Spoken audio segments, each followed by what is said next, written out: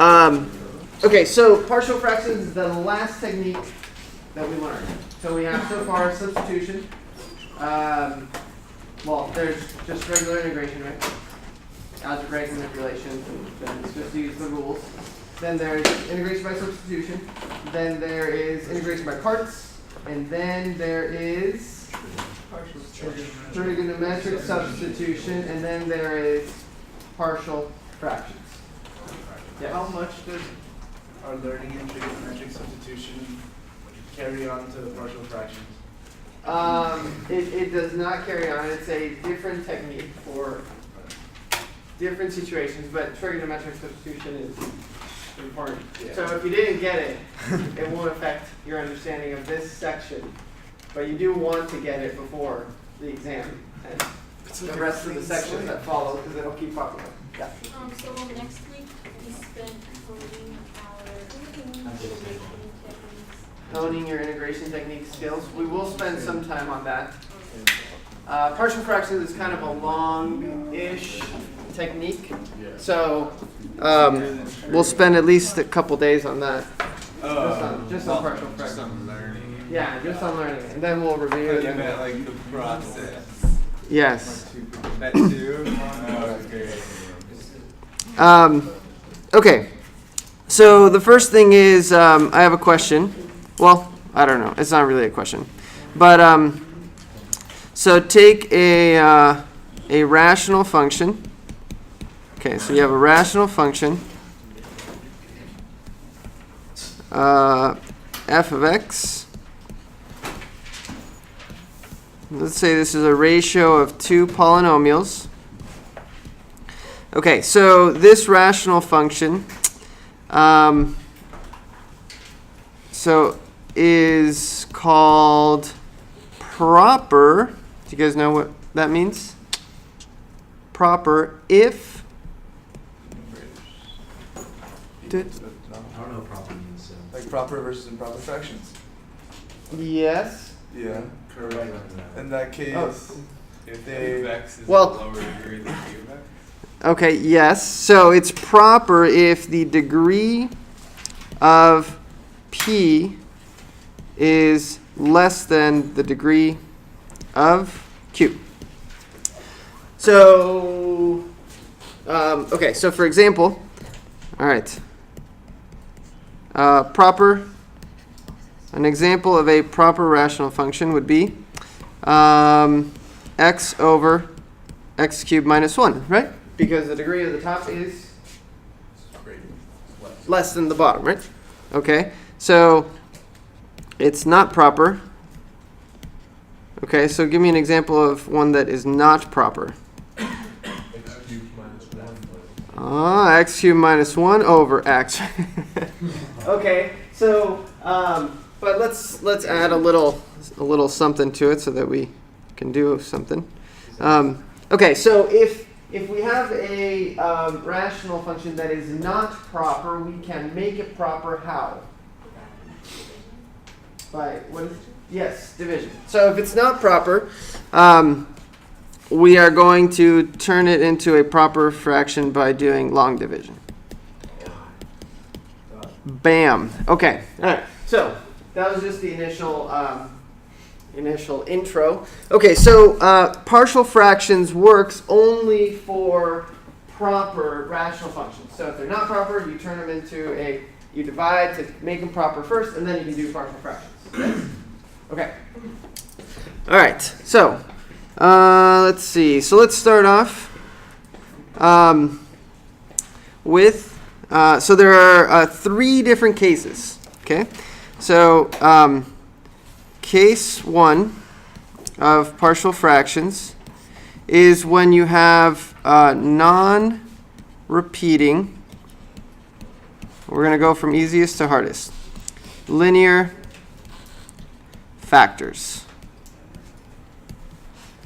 Okay, so then what you have is that your basically, so you have p of x over, and then q of x is made up of several different linear factors. So you have, for example, x minus a sub 1 times x minus a sub 2, and then, you can have a bunch of these, x minus a sub n. So the key thing about these is that none of them are the same. There are no repeated ones. And, a can be any number. You just can't have them repeat. And also, they're all linear. So there are no x raised to powers. Thumbs up? Okay. So if it is in this form, then you can use partial fraction decomposition to break it up into several different little mini fractions. So some constant over x minus a sub 1 plus some constant over x minus a sub 2 plus dot dot dot c over x minus a sub n. Yes? So this makes sense, right? Because so basically what you have on the right side is, you have a, you want to add a bunch of fractions. Well, what do you need to be able to add fractions? They need to have a common denominator. So you find the common denominator, and when you add them all up, your common denominator is made up of all of those different factors, right? And then so the numerator is whatever you get from adding all those up, right? You guys agree? Okay, so you're just going backwards is all you're doing. Yeah. So you're used to going forwards, add up fractions, now you're going backwards. Okay, great. All right. Good question. Yes. So you're saying that A is never the same, basically, or the A sub whatever. Yes, all the little a's right there, in this case, are not the same. Okay. Yeah, that's case 1. They can be the same, but that's, But you in deal this with it case, slightly different. no. Yeah. Got it. Yeah. So we'll do that next. Okay, so let's do an example of this case, and we'll write down the steps. So how about we'll make a little separation here. We'll write down our steps here so we don't forget what to do, because there are several. And right here we'll do an example. We'll start off with a simple example. These can get pretty time-consuming and intense, especially the more difficult cases. The first thing you notice is that what can you do with that integral right there? Yes? Split the bottom to Oh, yes, but if you didn't split it, Oh, it's a identity. mm, No. not quite, no. Difference is Chain. or Well, yes, you can factor it into a difference of squares, which is exactly what we are going to do, but hypothetically, if I would have presented you with this problem before what I said, trigonometric substitution. yeah, you would have used trigonometric substitution, right? Because you can, right? Okay, so you can do it for fun. But you are correct that since we're going to be using partial fractions, everything has to be in factored form, right? So, Would substitution work for that problem? no. Exactly. Why would it not work? No, that's what I was thinking. I was like, wait, we can't use substitution. Yeah, not regular substitution, right? You would have to have an x on top. Okay.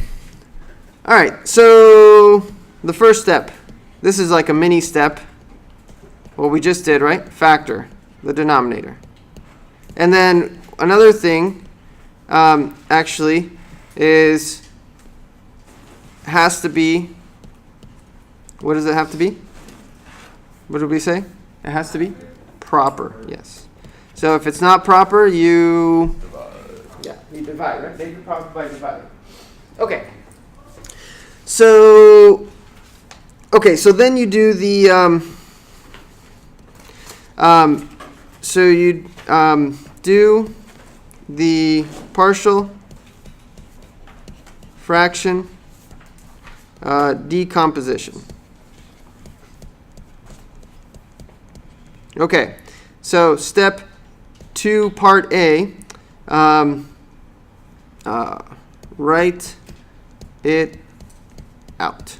Okay, so we're going to write it out. So basically, we're going to use this form that we wrote down right here. So we're going to do 1 over x minus 1 times x plus 1 is equal to some number a that we don't know what it is over x minus 1 plus some other number b that we also don't know what it is over, what would go in the denominator here? X plus 1, right? So what we're doing is we're looking for those two numbers that when we add these two fractions up, then I would get this on the left. Yes? Okay. So, any ideas on our next step here? Step B, 2B? Well, I mean, not quite. like the denominator. Yeah, so get rid of denominators, right? So we'll just say, for short, clear denominators. Clear denominators. Okay, well, how do we clear the denominators? Well, we multiply both sides by the LCD, right? So if I multiply both sides by the LCD, both sides by x plus 1, x minus 1, what do I get on the left side? Just the number 1, right? Equals to a times what? X plus 1. And then plus b times x minus 1. Okay. All right, so then we're looking for a and b here.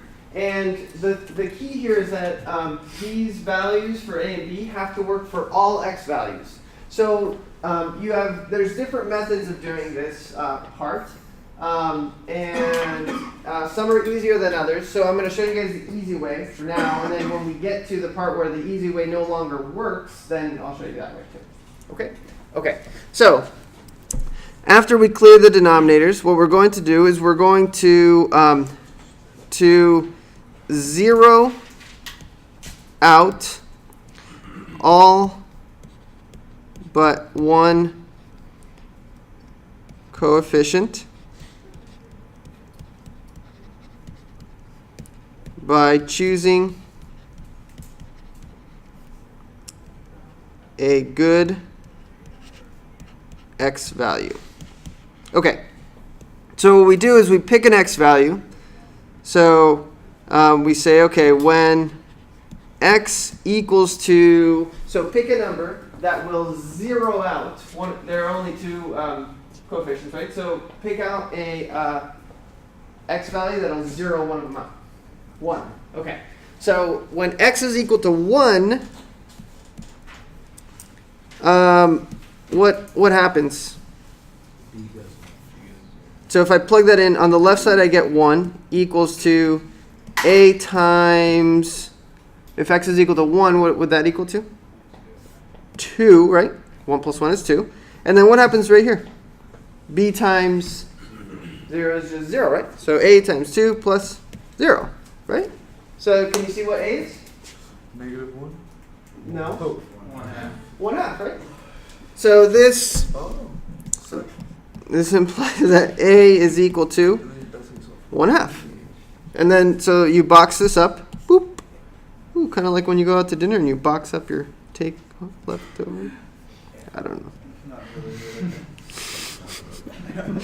You just take it home with you, you know? I like taking food home. In your pocket. Put it in your pocket. That's, I don't know about Take a that. bread basket. That would be kind of gross. Unless you're at a buffet and then you can't really take out a box and so I don't do that. I do not do that. All right. So then so I've chosen x equals 1, then a is 1/2. So then what would be my next value to choose for x? Well, you wouldn't have That's what I meant. You wouldn't have to, but it's more fun and easier. But can't you just say that a plus b equals 1? A plus b equals to 1. Why would a plus b equals to 1? Because your two numerators. No, because remember that this one is going to be multiplied by x plus 1. Oh, okay. And this one's going to be multiplied by x minus 1. When you combine those two, they have to equal to 1. But that doesn't mean that a plus b. I didn't. Okay, so what do we pick? X equals to? -1. Okay, so this means that, so the left side is going to equal to 1 equals to, if x equals to -1, what do I get right here? 0. 0 plus b times, if I plug in -2, I mean, sorry, -1, I get -2. Okay, so this implies that b is equal to negative 1/2, right? So I found them, right? So what this means is that this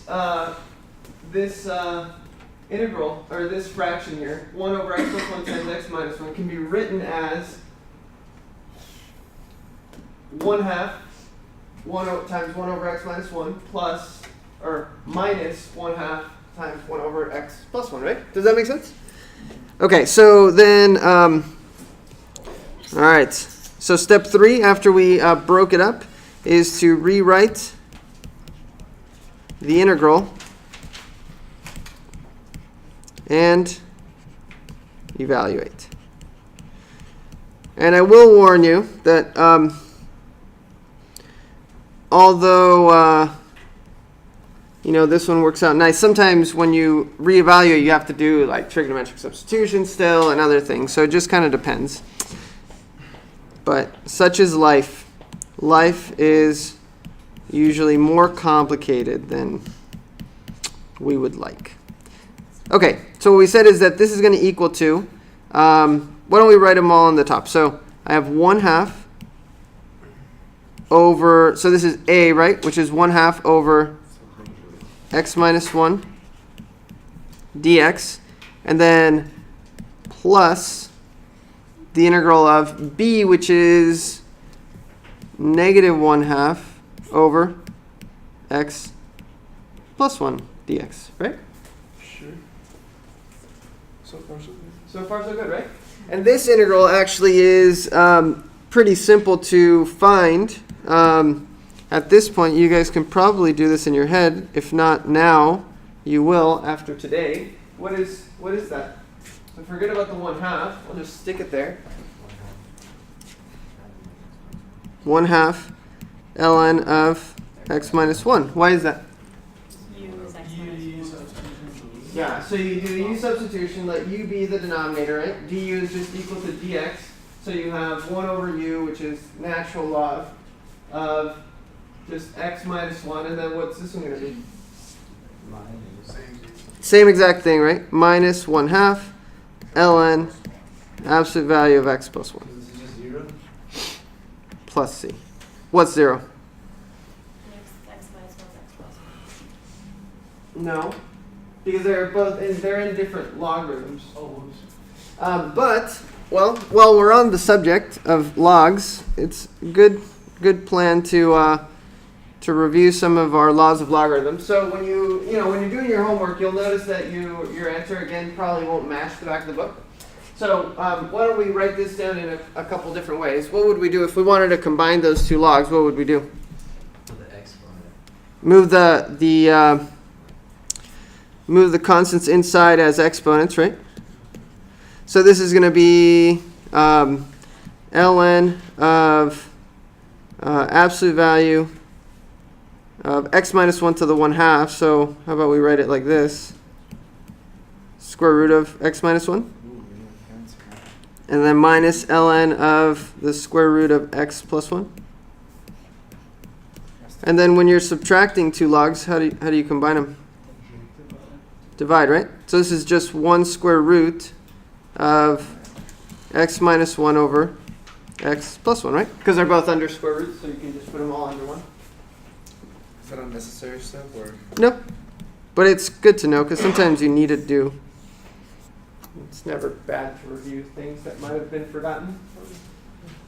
Okay, so questions? Yes? When you do the U substitution Uh-huh. on the first time, The first Or, time. Not the first time, when you have 1/2 over x minus Oh, okay. 1. Yeah. Wouldn't it be like, I don't know, when I did that, because I had made it like 1 over 2x minus 2. And so then, it's 1/2 over x minus 1.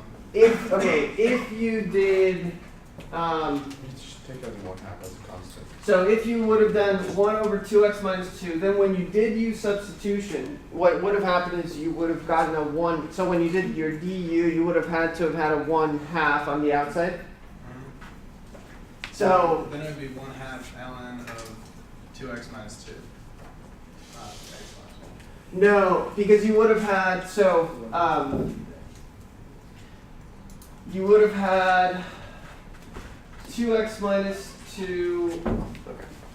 Well, because when you take the 1/2 out, it goes back to x minus 1. All right, so you have the integral of 1 over 2x minus 2, right? So if you do your u substitution, u is 2x minus 2, so du is 2x dx, right? Oh, whoops. Sorry about that. So then you would do a 2 and then a 1/2 there, right? So then this is equal to 1/2 the integral of 1 over u du, right? And so then you get 1/2 times ln of 2x minus 2. Oh, I see. Okay. Excellent. Absolutely excellent. Okay. I didn't see. But now I see. Okay. Natural log of u, yes? And then let's forget about everything else. Yes? Okay. Now, this is equal to 1/2 natural log of 2x minus 2, right? Is there a contradiction there? So what we're doing is, okay, so are there any mistakes here in what we did right there on the left side? You guys see any mistakes? I'm not sure. Not sure. Okay, it's okay to not be sure. Okay, let's remove this plus c from here. And let's replace, so let's say hypothetically we replace this guy right here. Wait, you didn't put the 2 in there. Oh, never mind. So 1/2 ln 2x minus 2. This is different than what we had, no? What is it? That is the question. Is it really different? When we combine both sides, it's not. Well, if you end up with, Natural log. if you translate it to the bottom one, you have 2x minus 1 over 2x, or 2x plus 1, and then you can just factor out a 2, and then they divide out. You can. Do you guys see it? Oh, because if you did the 1/2 for both of them, you would end up with like a 2x plus 2 and 2x minus 2, and then 2. I mean, it looks totally different, right? It looks like it's a completely different answer. Don't you guys agree? Yeah. Or you just factor out a 2 and then. Okay, so let's okay, so let's do this. Natural log of 2 times x minus 1, yes? And what's that equal to? How do you break those up? Natural log of 2. It's just the natural Natural log log of of 2 plus the natural How do you log. break up a product inside of a log? You make sum. Make it into a sum, right? Okay. I'm waiting to see how long it takes you guys to see it. Natural log of 2 has got to be. What? 1? No, it's not 1. So what happened is we have created an extra natural log of 2.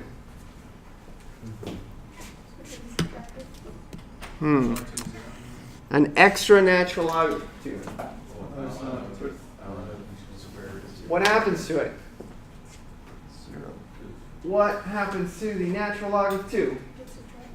So, okay, let me ask you this. Okay, so let's do slightly differently.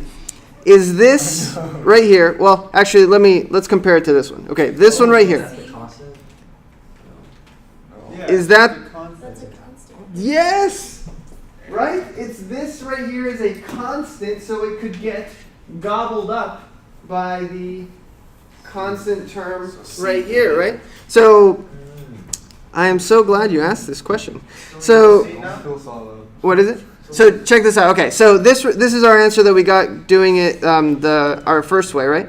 If we went this approach, right, we would have gotten 1/2 ln absolute value of 2 plus 1/2 ln absolute value of x minus 1 minus 1/2 ln absolute value of x plus 1 plus c, right? Some constant c. So these two put together, this one and that one, that is just some constant. You can call it maybe d or something. You know, whatever. It doesn't really matter. But it's still just a constant. It's an arbitrary constant because that constant depends on the limit. It would depend on the limits of integration, right? Yeah. So, so it doesn't really matter if there's extra constants here. They're all just gobbled up by that one single constant. Good times, huh? You know what I learned from this whole process? What? Don't do any girls in your head. No, that's not what you should learn from this. This is You completely should learn different. that constants gobble up other constants. I would have not seen that though. It's like the constants went to a buffet. You had more constants, Buffet. and you just eat them all up. Okay, anyways. All right. That was one problem. That was one problem. Well, we had an extensive discussion, and so that was a good time. Okay, why don't we let's take a look at the second case. Oh my goodness. Okay. All right, case 2. Case 2 is when we have repeated linear factors.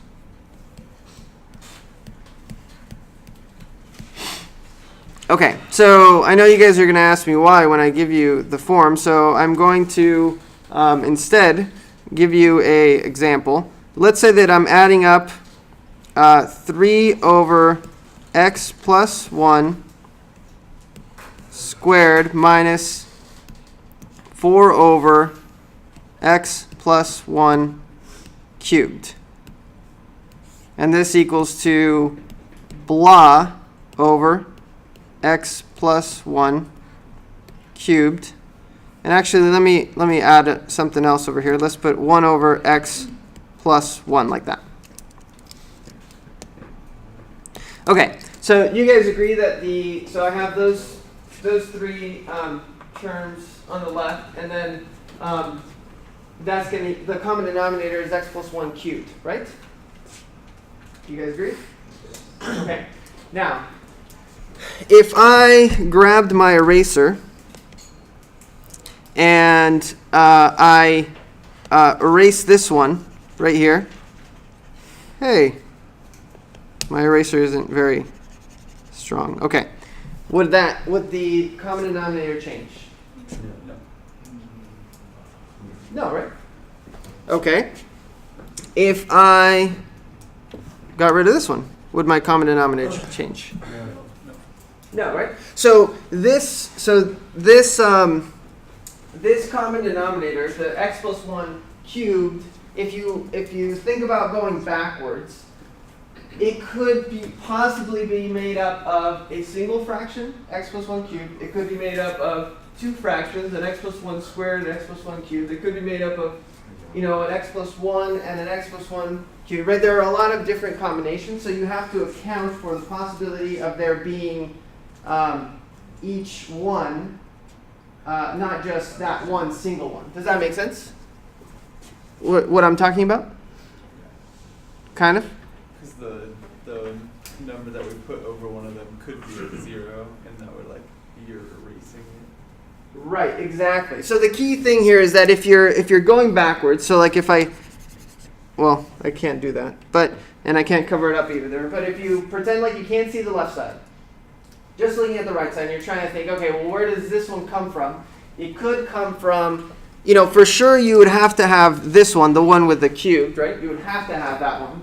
But you could also have an x plus 1 squared, you could have an x plus 1 to the 1, or you could not have them. You don't know. So you have to account for all of them. Yes?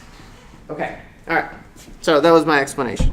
So, suppose you have, repeated linear factors means that your quadratic function is of the form, rational function, where you have x minus a sub 1 times x minus a sub 2, let's say. So you can have some linear ones. But then you have, let's just say, to keep it simple, you have one that's repeated.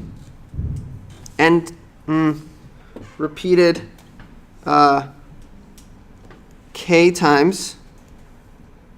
And then x minus a sub 4.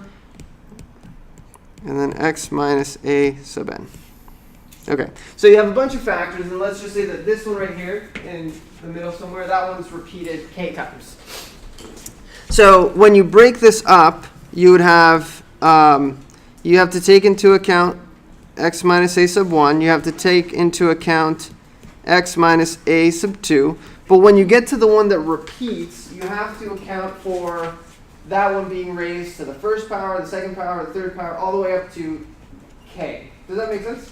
Just like we were talking about. So what this means is that for this one that's repeating, this one right here, you have to have the possibility of there being that, and the possibility of there being an x minus a sub 3 squared, all the way up to whatever that power k is. So e over x minus a sub 3 k. And then plus, and then you just keep going with all the rest. So these are all under 1. Okay, so that just means that you have to write it several times. And it could happen that some of those, what will happen is if they aren't really supposed to be there, what you'll get is you'll just get a 0 for that coefficient, and then you can eliminate it. Good enough? Okay, so let's do an example. The idea and the process is the same, but you just have to take that into account. So let's see. What would we like to do here? Okay, how about 1 over x minus 5 squared times x plus 1 dx. Okay, so what's the first thing I do? Break it up, right? So expand partial fractions. So I have on the left side 1 over x minus 5 squared times x plus 1. Okay, and then on the right side, I will have a over, what would my first one have? If I'm going in order. X minus 5 plus b over x minus 5 squared. Do I need an x minus 5 cubed? No, right? Because the squared is that's the biggest power. Okay, and then what's the next one? C over the next factor, x plus 1. Okay, and then? Yeah, just like last time, right? So you clear the denominators, and you don't really need to write it out. You already know what's going to happen. On the left side, what are we going to get? 1 is equal to a times, if we multiply everything through by the LCD, then on the right side, we're going to get rid of the one we have in the denominator, right? And then whatever's left over after that, then that's what I'm multiplying each coefficient by. So what is a multiplied by? X minus 5 x plus 1. X minus 5. Squared. Well, It cancels out x minus. yeah, you multiply it by squared, but then one of them cancels out with the denominator, right? So that's why you only have one left. Yes? So you don't multiply by the denominator again. No, you do. But so see, That cancel out, then right, and you get rid of the denominator, which is the goal, right? So like you multiply everything by x minus 5 squared, x plus 1. Yeah, but what about the x minus 5 just after the a? I thought you'd multiply by that too, and then that would cancel out. So it would be a times x minus 5 squared times. Well, you don't need to cancel out the denominator. Okay. Well, yeah, I mean, you have to multiply it by x minus 5 squared because you need to get rid of that Yeah. whole denominator, right? Yeah. But then when you do that, so this one cancels out with one of those, right? So there's only one left. Does that make sense? Or no? Yeah. Okay. So plus b times what's left over when I just x plus 1. So x plus 1. And then what's left when I multiply x minus 5 squared. Okay. So, and then you choose the x values that clear. So remember, your goal is to clear out everything but 1 so that you can find it. If you can't do that, then you have to use a different method, which we won't get to today. But we will on Monday. Okay, so choose. If x equals to -1, which ones will I clear out? I'll clear out a and b, right? Because they both have an x plus 1, so I'll clear out this one, a. I'll clear out b, and all I'll have left is c, right? So if I write this out, I would get 1 equals to, and I'm just going to write it out just for emphasis, 0 plus 0 plus c times, what do I get inside the parentheses? Okay. Well, it's -6, right? So -1 minus 5 is -6 squared is 36, yes? So this means that c is equal to 1 over 36, right? Okay, now notice, this is sort of off topic, but it's important because a lot of you guys do this on exams and homework. What do the arrows mean again? Implies that. So the fact that x equals to -1 implies that this equation is true, which then implies that c equals to 1 over 36. Okay. So it doesn't mean equals, right? Okay. No, it means implies. Okay, so let's box this up. And then, all right, what's the next one?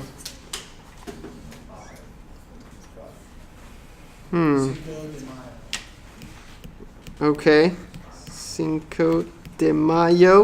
All right, so if x equals to 5, what will we clear out? A and C, right? So everything but B. So then I would have that 1 equals to B times, how many? 6. So this means that B is equal to 1/6. Ooh, 1/6. Okay, now notice that we can't really, all the numbers that we chose, none of them, there's no number I can choose that'll clear out both B and C and not A, right? Do you guys notice that? Is that a conundrum, a quandary, a problem? Conundrum. It is a conundrum, but it is a small conundrum. Why? Because we know the value of B and C now. Yeah, exactly. So because we already know the values of B and C, this is not really a problem. Because all we have to do is, if we know that B is a number and C is a number, then what would we pick for x? Anything, right? Any number you pick, you'll have everything except for A, and then you can find it, right? Oh, that's long with those little fractions. But you have to do it. That's life is not going to just conform to your every desire. Can we pick one of the old numbers though? Like 5. Oh, no, we can't. No, because everything, any one of the old numbers will zero out A, and that's We what can you either don't want want. like We can pick 0. 6. You can pick 0, so you can pick any number you want. 6. 6. 6 minus 5. Where is it easier to pick 1? 6.5. 1? Really? No, not 1. Isn't 0 easier? No, Yes. 6. Yeah. I would think It's the same. I'm done with this. Oh, never mind. 6. 1B. Oh my gosh, you guys! I'm gonna do it with 6. I mean, You you guys can can pick do it with whatever number you whatever. want. I'm just saying that, You guys if come you back to pick me 1, with you'll have -4, 1, 2, 2, -4. But if you pick 0, this is 1, 1, 5, 5. It's a little easy. I mean, it's Not that big of a deal. Let's go with 0. Since I'm the man with the pen, the magic pen. All right, so 1 is equal to a times -5 plus b, which is 1/6, not times 1, bless you, but times, not times 2, but times 1, because we chose 0. Plus c times, oh wait, not c, 136. 1 over 36 times 25. Okay. So I get that 1 is equal to -5a. I have 1/6 plus 25 over 36, so the common denominator there would be 36, right? So this would be 6 over 36 plus 25 over 36, which is 31 over 36. So then if I move it over to the left side, again, common denominator is 36, I would get 36 over 36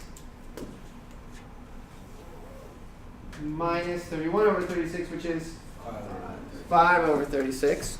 Okay, so -5a equals to 5 over 36. So this means that a is equal to -136. What do you guys think? We're not even close to done with this. Yeah, we are. We're almost done. Yeah, totally. Okay, so we have all the coefficients, right? Let me see. All right, so you guys remember what we need to do? Okay, I hope so. All right, so we've got our integral, which was 1 over x minus 5 squared times x plus 1 dx. This is equal to a, which is -1 over 36. I'm just going to put the coefficients outside of the integral this time. So -1 over 36, which was a, times, what was under a? X minus 5x. You guys remember? Oh, no, never mind. Okay, let me go back up. So the one under a was just x minus 5 to the 1, right? Okay, so 1 over x minus 5, that's the one that goes with a. And then b was 1/6. So I'm going to have 1/6, the integral of 1 over, which one was under b? X minus 5 squared. X minus 5 squared, right? If I go back up here, this is b. Okay. X minus 5 squared. Ooh, I forgot my dx over here. Okay. And then the last one, c, was equal to 1 over 36.